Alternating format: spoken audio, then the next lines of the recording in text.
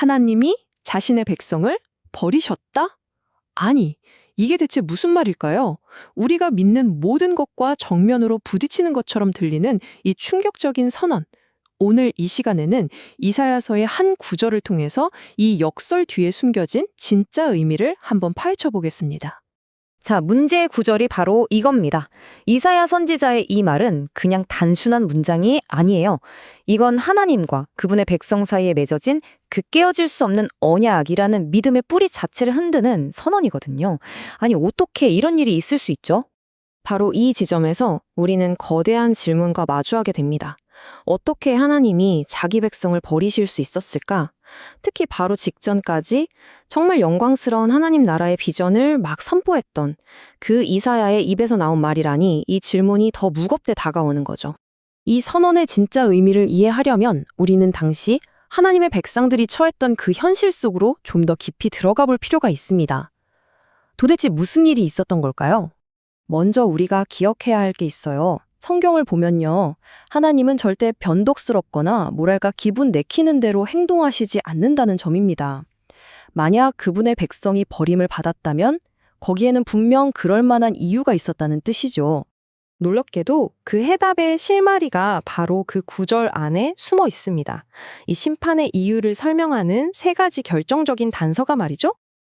자, 이제 이 세 가지 단서를 하나씩 따라가면서 그들이 어떻게 스스로 하나님에게서 멀어져 갔는지 그 과정을 한번 추적해 보겠습니다.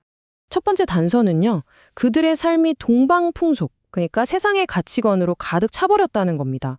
하나님의 나라여야 할 공동체와 각자의 마음이 그냥 세상의 나라와 구별이 안 되게 된 거죠.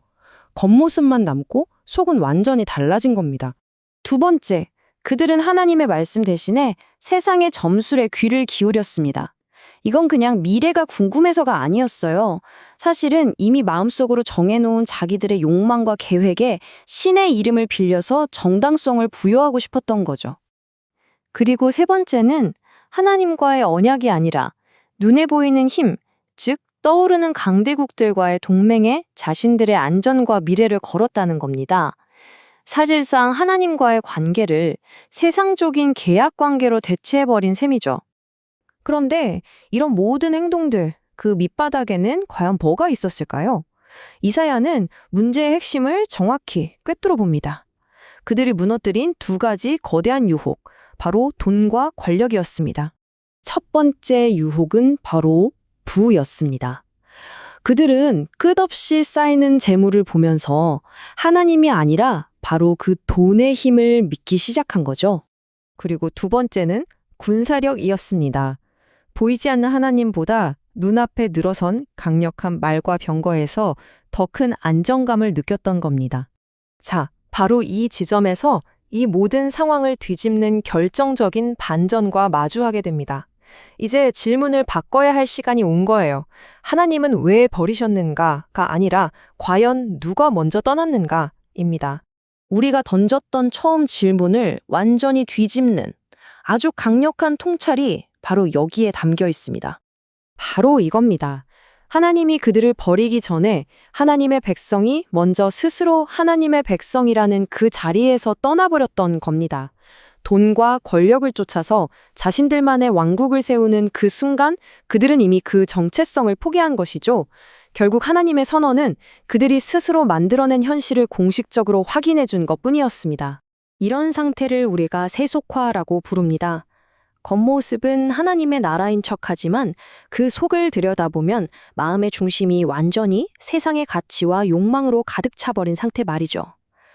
결국 하나님의 행동은 이미 벌어진 현실에 대한 공식적인 확인 선언이었던 셈입니다. 결국 이 오래된 이야기는 과거에 머무는 게 아니라 시대를 넘어서 오늘 우리 각자에게 하나의 거울이 되어 질문을 던지고 있습니다. 지금 당신이 애써 세우고 있는 그 나라는 과연 누구의 나라입니까? 당신의 삶은 하늘의 것으로 채워지고 있나요?